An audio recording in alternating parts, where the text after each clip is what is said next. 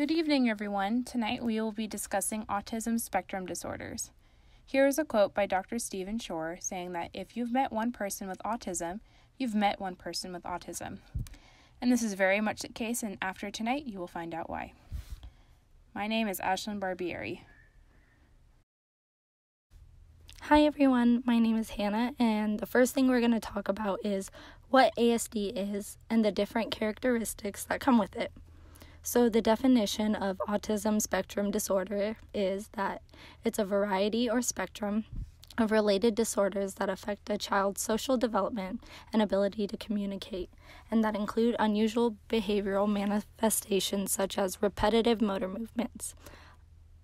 There are also other disorders that are related to ASD. They're going to be Rett syndrome, pervasive developmental disorders, not otherwise specified, and Asperger's syndrome. These are all related because they do share similar qualities and symptoms.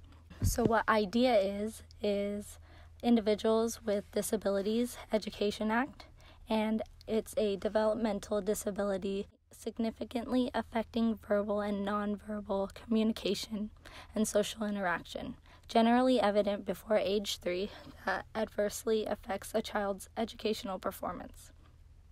Next, we'll be talking about DSM-5, which stands for Diagnostic and Statistical Manual of Mental Disorders.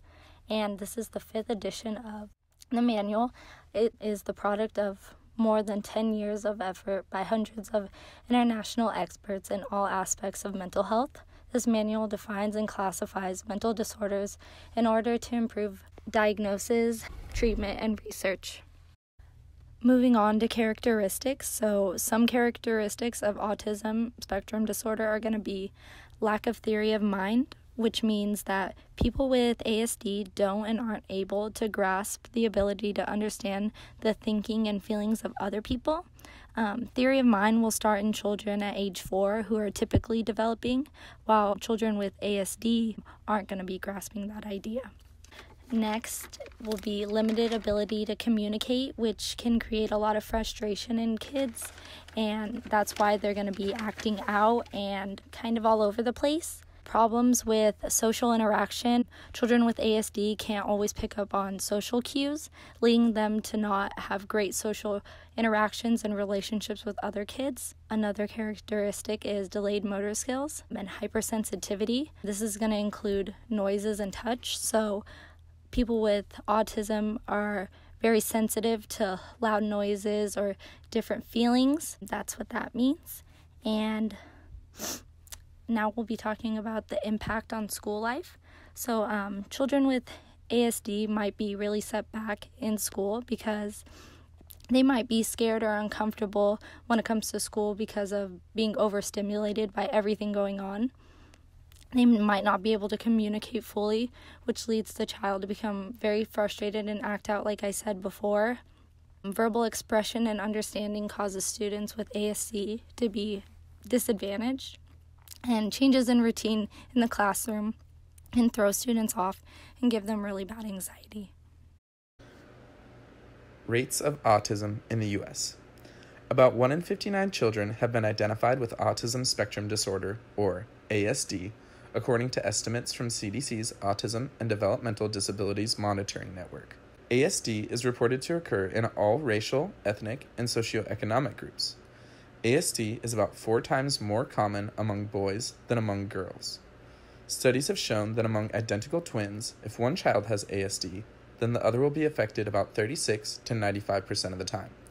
In non-identical twins, if one child has ASD, then the other is affected about 0 to 31% of the time. Almost half, 44%, of children identified with ASD have average to above average intellectual ability.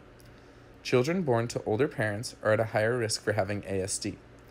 A small percentage of children who are born prematurely or with low birth weight are at a greater risk for having ASD. About 10% of children with autism are also identified as having Down syndrome, Fragile X syndrome, tuberous sclerosis, or other genetic and chromosomal disorders. Rates of autism in the U.S. continued. As we can see, the CDC takes surveillance every 2 years of 8-year-olds at autism and developmental disability sites to determine the combined prevalence of autism per 1,000 children. With the exception of the surveillance years 2000 to 2002 and 2010 to 2012, you'll notice that the combined prevalence increases each year. If you'll look at the column on the very right, we can see that as the years go by, the likelihood of a child being born with autism increases. This might lead you to believe that year after year, more and more children are being born with autism. This, however, is not the case. Autism rates aren't escalating at the level mainstream outlets perpetuate. More people are being diagnosed because we have a better picture of how autism looks across the whole of the spectrum, especially for women. Hi, my name is Chris, and my slide is about the myths and misconceptions surrounding autism spectrum disorder. There's a lot that we know, but there's also a lot that we might not know as well as we think. Number 1. Autism spectrum disorder is caused by vaccines. This theory was popularized over the last few decades and has led to several people not wanting to vaccinate their children in fear of them developing autism spectrum disorder. But the research tells us that there is no real link between ASD and vaccinations. Number 2. ASD is caused by being a bad parent. This was another misconception that isn't as popular today as the vaccination myth, but still once was a prevalent misconception. The idea was that the coldness from the parent would cause the child to develop the disorder, but it has been proven that this is not the case. Number 3. All people with ASD are intellectually disabled or mentally challenged. ASD is not an intellectual disability. It is a developmental disability. As is the case with all people, there are varying levels of intelligence with people with autism. About 31% of children with autism do have an intellectual disability, meaning they have an IQ of under 70. About 25% are borderline, but then about 44% are either at or above average in terms of IQ. Number 4. Another myth relating to ASD is that only boys can have it. While it is true that more boys than girls are diagnosed with ASD, there are still plenty of girls who have the condition. About 1 in 5 children diagnosed with ASD are girls. There is debate about whether this is due to genetic factors, or if there are actually more girls with autism who are undiagnosed. Number 5. People with ASD all have highly developed special skills or are savants. What we mean by savant is someone who has a disability who is far above average in a certain skill, such as mathematics or memorization. It is true that there are some people with autism who have very highly developed skills, but that number is more like 1 in 10. Number 6. People with ASD have no empathy. Now this is a rather unfortunate myth because it sort of implies that people with ASD are malicious people or people who you can't trust. Remember, ASD, autism spectrum disorder, is a disorder that greatly affects social skills and communication. Children with ASD may be as empathetic as the next person, but they may have difficulty showing it. This lack of awareness and acceptance from the general public may lead to bullying in the classroom, which would without a doubt have an effect on the child's education. If teachers aren't properly educated on the myths and realities, it may lead them to teaching in an environment which is not conducive to learning for someone with ASD. Also, just in general, the perpetuation of these myths can tend to make those with ASD feel like outsiders, or that something is wrong with them. So it's important that as educators we do our best to spread the truth and help these misconceptions go away. Common experiences of families of students with autism. There are many effects on the family of students with autism. First off, there are some common behaviors that may be experienced in the home. Some of these include aggressive or self-injurious behavior, compulsive behaviors, meltdowns, deficits in social skills, difficulty communicating, difficulty expressing emotions, difficulty gauging personal space, and feeling overwhelmed in social situations. For the parents, it can be very stressful due to the extra demand required. They spend a lot of time giving extra care to the child with autism, and a lot of the time, they may feel some doubt in their abilities to provide for their child with autism. For siblings, there are different kinds of stresses. One stress could be that they may feel like they don't have as much attention from their parents. Because the parent is giving lots of time towards the child with autism, siblings may feel like not enough time is allotted for them. It is important for the parent to give special attention to the other child and realize that it is okay to not always include the other sibling with autism. For example, if the child has a soccer game, it is not necessary to bring the child with autism along every time. This helps to ensure that the attention is being given to the child playing the game, and in return, that child will appreciate the quality time spent together. Another problem could be that the child has trouble forming a relationship with the sibling with autism. It can be very hard for children with autism to communicate, and this may cause difficulties in forming a bond with his or her sibling. Right now, we're going to give you a quick brain break to refresh what you've learned so far.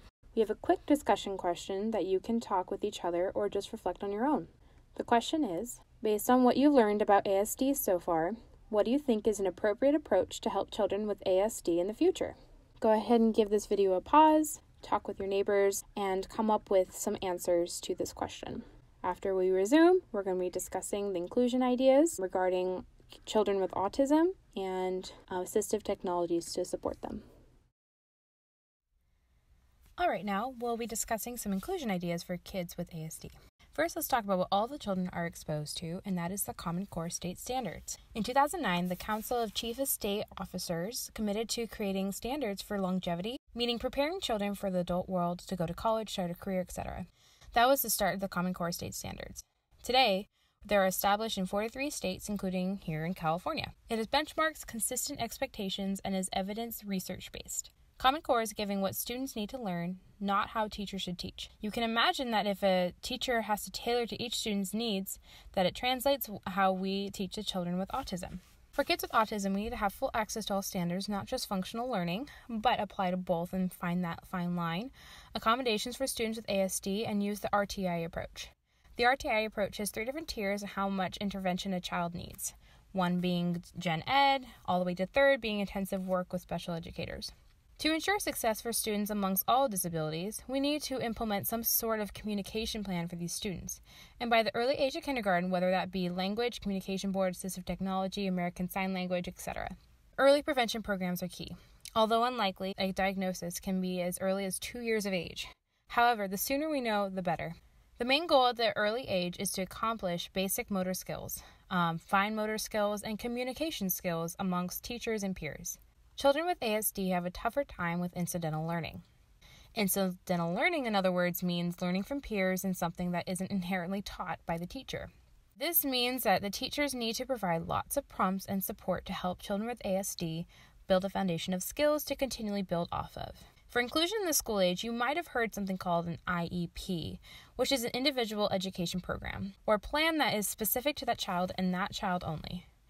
Behind every IEP are 3 sub-areas: behavioral, academic, and social. Children with ASD have goals to achieve in a given school year and is tailored to that level and what they need to do to thrive and eventually get a high school diploma. Depending on the severity of the child with ASD, they will be pulled into their general education classrooms and with a supportive paraeducator and have modified assignments or go pull-out method of going into their inclusion room and make sure they have goals per their IEP.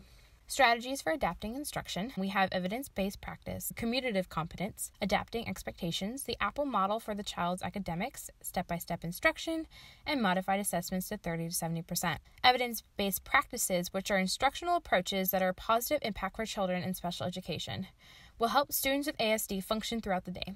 An example given from our textbook is structured teaching, which is a visual representation of the day ahead and is going to be like. For children with autism, as you already had learned, structure is very important. The Apple model we kind of discussed in class, trying to get to that same core of as close to the apple as possible. That is very important. Step-by-step instruction, deconstructing things so then it's a little bit easier for the children to attain to. And then finally, the modified assessments, the CAASPP, California Assessment of Student Performance in Progress, provides modifications for students with special needs, but also, as a teacher yourself, you should be tailoring to those needs and modify those assessments. On this next slide, there's a sample IEP just to give you an idea of what kind of content is on one. The example for the student is a specific subject with academic goals, accommodations, and modifications. In this specific case is language arts. This particular student has her goals laid out and what kind of things she needs to accomplish, and it's very helpful for the teacher and the special education teacher and the parents to all be in the know of what that student needs are. Continuing on to the next slide, inclusion ideas. Positive strategies for managing and improving behavior. We have first ABA, which is applied behavioral analysis, and then video modeling. ABA is a therapeutic intervention for students specifically with autism. It is to control negative behaviors and minimize them in that controlled setting. The process is creating goals for these students and gaining more skills in the process in place of that negative behavior. Since human behavior is learned, ABA is an intensive intervention with high expectations that is continually monitored to create more desired behaviors from children with ASD. Moving on to video modeling, which we will discuss later in our assistive technology section, is something to be mentioned and is a great way for modeling for students with ASD. These can be great visuals in showing proper social skills, communication skills, daily living skills, academics, and also inappropriate behaviors and what not to do. Video modeling is an evidence-based strategy, and that can be used and outside of the classroom for autistic children to reinforce good behavior. As you can see, video modeling dovetails really nicely with ABA, but also the evidence-based practices as we mentioned earlier, and it's a good way to support both of those practices. Next part, which is also very important, is strategies for promoting acceptance of students with special needs in the classroom. Communicating to the rest of the gen ed students that they're also children like the rest of them, but there are also different limits to what they can or cannot do. Providing a safe environment that questions are totally allowed and they should not be afraid of asking them, but also defining what ways are not okay to be said and to stand up for children with ASD. Also informing the child with ASD's peers that certain sensory can be very sensitive to the student with ASD and they might be a little overwhelmed with a few things. 3 ways is just very easy is clear communication with all students on basically everything I just had mentioned, clear definition of what is or isn't okay, and then provide stories with children with ASD in them. That's probably the best part because then a lot of children get recognized through stories and storybooks, and this is perfect for them because then they can see a child with ASD promoted in them. Moving on to strategies for coordinating the classroom learning environment. Clear distinct boundaries where areas end and begin, minimizing noise and other visual distractions. As we mentioned before, high sensory stuff can be really overwhelming for children with ASD. And also providing lots of space. And teachers can do this, but specifically special ed teachers should be doing layouts like this in the classroom so there's a lot of open areas so then they can run around if they need to. Some things to help create these boundaries are dividers, bookshelves, tape that gives distinct space in teachers' corners. I was in a classroom one time where they have different tapes saying teacher's area, and that clearly defines to each student that they're not allowed to go into that teacher box. For minimizing noise, adding soft pads around loud objects or cushions to absorb sound. Adding in a physical divider, which also help distractions from the other children. Having space for the child to help them establish personal space, but also not having excess objects in the way so children can trip over it. My name is Joash, Hicks, and I will be talking about assistive technology, tools that enhance the functioning of students with disabilities. The first technology I'd like to talk about are augmentative and alternative communication, that is AAC. These are things such as GoTalks, which is pictured on the top left. You can press a button and it communicates a need, all the way to low tech, which would be like a whiteboard, and then at the top end of the high tech would be speech generation devices. The next thing is bouncy balls, that's on the right, and it is a web service that helps you manage the noise level in your classroom. You hook it up to the classroom computer, projector, microphone, speakers, and it allows you to set a threshold of noise. Once it reaches that, it will shush the class, and that is helpful so that you don't have to constantly shush. Thirdly, we have video modeling, and there's a lot of packages for pre-recorded video modeling behaviors. However, sometimes you need something special, and that's when you'll need your own recording device, such as a camcorder or even your telephone. Also, computers and mobile devices, such as a tablet or a telephone, have tons of apps. These apps, programs, softwares can be used to aid students with ASD, and one of those programs is First Author, which is a curriculum that teaches students how to write, and it uses computer software. The last thing I want to talk about today is robots, and they are growing in popularity due to the lowered cost and ease of access, And these robots are a great way to teach STEM, which is science, technology, engineering, and math. Common situations teachers face and optimal responses. There are a lot of things about a classroom that may stress out a student who has ASD. Some situations teachers face include verbal outbursts, an inability to learn to share with others, difficulty working on cooperative tasks, obsessions about certain things, meltdowns, communication difficulties, repetitive behavior, difficulty changing routines, and pica. Meltdowns can be common for students with autism.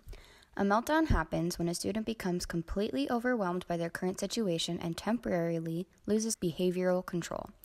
This can be verbal, which includes shouting, screaming, and crying, and or physical, which includes kicking, lashing out, and biting. It is important to recognize that meltdowns and temper tantrums are not the same thing. There are some ways that we can anticipate a meltdown. They may start to exhibit signs of anxiety, such as pacing, seeking reassurance through repetitive questioning, or physical signs such as rocking or becoming very still. At this stage, there still may be a chance to prevent a meltdown. Strategies to consider include distraction, diversion, helping the person use calming strategies such as fiddle toys or listening to music, removing any potential triggers of the meltdown, and it is important to stay calm yourself.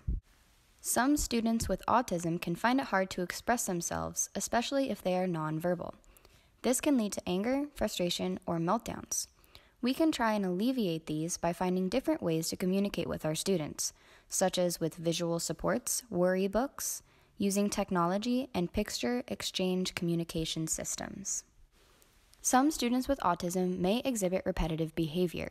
This can include arm or hand flapping, finger flicking, rocking, jumping, spinning or twirling, head banging, and complex body movements. Repetitive behavior can be a result of anxiety, or it can be a way for the student to communicate excitement or frustration. Instead of merely diminishing these behaviors, we should also be offering replacement behaviors to express those same emotions, such as using your words. Pica is the term to describe eating or mouthing non-edible items. This can be due to many things, including confusion on what is edible and what isn't, to relieve stress, to seek attention, to avoid a demand, and to seek sensory input. Ways to prevent pica are to set up activities to help them understand what is edible and what is not, distract and divert their attention, create more structure in their day, respond neutrally to the behavior, and to replace an inedible object with something that is edible. Ultimately, there are a lot of situations that teachers may face with their students with autism, but there are ways the teacher can help. This includes understanding the behavior, modifying the environment, increasing structure, intervening early, setting boundaries, and managing anxiety. On this slide is a table from our textbook reading that explains some sampling of Common Core state standards, the behavior that may cause a problem, and strategies that may help with that activity. At the bottom of the page in the blue box, one sampling of Common Core state standards is to write narratives to develop real or imagined experiences or events using effective technique, well-chosen details, and well-structured event sequences. In the red box, a possible classroom behavior is that the student may have great difficulty organizing writing with well-structured event sequences and instead may focus on unimportant details. In the green box is an evidence-based strategy that may assist the student in completing the activity, which is to provide visual supports in the lesson. Visual supports can also be used throughout the activity. These supports can assist the student in organizing the structured event sequences and therefore will help the student meet the Common Core state standard. Again, there are many situations that teachers may face in a classroom with students with autism, but there are also evidence-based strategies structured to help these students meet their Common Core state standards, and there are also optimal responses to possible behaviors that may happen in the classroom. We're going to end today's presentation with resources for families and teachers. I want to start off with, for teachers, first just getting to know the child. So ask the parents of the child with ASD who has been involved, who's been working with them, developmental backgrounds, what their interests are, etc. That will be a great way to start with first learning how to work with this child, because then it'll give you a good background of who they actually are and what kind of stuff worked or didn't work with them. Another way is parents and teachers should definitely have a classroom communication homebook. This is basically communicating between parents and teachers, and it might be a hard task to keep up on, but with a communication book, anything that happens throughout the day, homework that is assigned, and additional notes can be written in that specific book. Since these messages are delivered to the parents, the scribes need to be very mindful of what they're writing about and be considerate of how they might feel when they're reading this. So it helps you put into perspective what the parents' needs, the child's needs, and also be very careful about what you're saying to them. And that's very helpful instead of being quick to discriminate. And the child with ASD can also contribute by being present when something is being written down and also decorating the book to make it their own. Because sometimes that can be a little bit hard to be reading something that's about you and you didn't write it. Especially children with ASD, they definitely sense that. And even if it's just decorating it, it can really help them feel established in that. For parents specifically, I had something that was called Relationship Focused Intervention, and this is an intervention that's at home, and it's to implement with their child with autism that uses response interaction strategies. They can learn to manage the behavior of their child, and this service can support parents throughout the stress of having their child have autism, but also it can help support with and translate to school and anywhere else that the child goes. And then finally, I have 3 different websites on here. One of them is Autism Speaks, and that's actually where a lot of this presentation is based off of. Lots of great brochures, lots of great services, lots of great one-on-ones if they need it, and just like easy internet access of different things that parents can use, teachers can use, peers can use, etc. Very, very helpful. It's a great organization. The second one is the core standards for Common Core. It'll give parents a good idea of what their child is learning and why. And then finally, a government site about autism spectrum disorder, just kind of giving a good idea what the child is going through, kind of gives a good perspective on that. And those 3 websites are great. They're very simple, very easy. And it'll just be something that the parents can use just to kind of give their stress a little bit of a break and understand it's not just them that's going through this. All right, we conclude with a final assessment, just kind of some easy questions that you've learned so far, and it'll kind of refresh your knowledge about ASD, and we hope you enjoyed this presentation this evening. Thank you very much, and have a great rest of your day.